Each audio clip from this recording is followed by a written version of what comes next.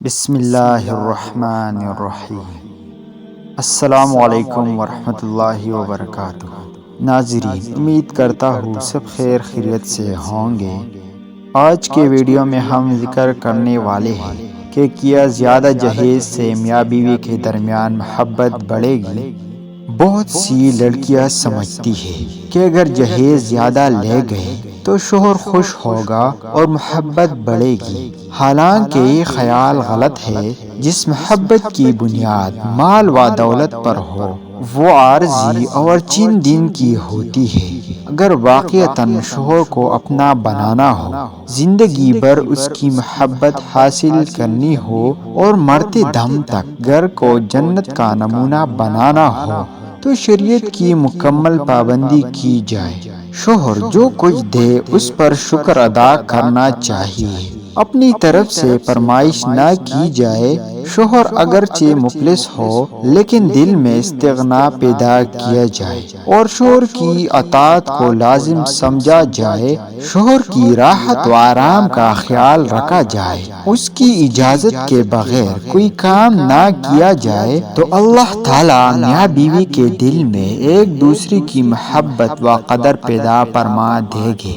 ناظرین، اب سوچئے رسول اللہ صلی اللہ علیہ وسلم اور صحابہ کرام رضی اللہ عنہم جن کے اہم نام لیوا ہے، جن کے ساتھ عشق و محبت کے بلند بانگ دعوے کرتے رہتے ہیں اور ہمیں انہی کی اقتدار کا حکم ملا ہے، آخر وہ بھی ان مراحل سے گزرے تھے، رشتے ازواجی میں منسلک ہوئے تھے، ان کی بیٹیوں اور بہنوں کی بھی شادیاں ہوتی تھی، ان حضرات کا بھی داماد سے واسطہ پلتا تھا۔ کیا وہ بھی اس رسم کا اہتمام کرتے تھے؟ کیا وہ جہیز کو نکاح کا حصہ سمجھتے تھے؟ مثال کے طور پر حضرت عائشہ رضی اللہ عنہا کی شادی کو دیکھ لیجئے کہ کتنی سادگی سے انجام پائی۔ رسول اللہ صلی اللہ علیہ وسلم کی شادی اور خلیفۃ المسلمین حضرت ابوبکر صدیق رضی اللہ عنہ کی بیٹی کی رخصتی کتنی سادگی سے ہوئی۔ حضرت ابوبکر رضی اللہ تعالی عنہ نے اپنے لخت جگر کو جہیز کے نام پر کوئی چیز بھی نہیں دی اور نہ آپ صلی اللہ علیہ وسلم نے مطالبہ کیا۔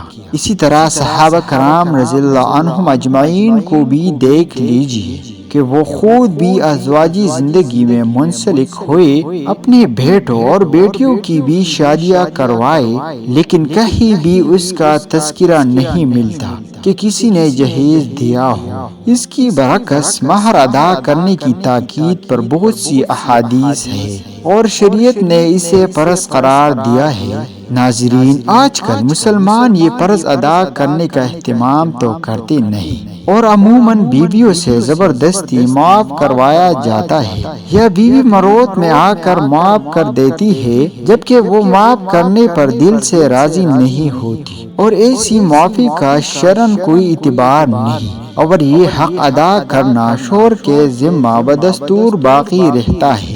پھر طلاق کی نوبت آ جائے تو جھگڑے شروع ہو جاتے ہیں۔ ناظرین، اس سلسلے میں نوجوانوں کو ہمت سے کام لینا چاہیے اور جہیز کی مروجہ لعنت کے خلاف بھرپور تحریک چلانا چاہیے اور اپنے والدین کے سامنے اس کی قباحت بیان کر کے انہیں اس پر آمادہ کرنا چاہیے کہ وہ جہیز کے بغیر شادیاں کرنے کو رواج دے تاکہ اس بری رسم کا خاتمہ ہو سکے۔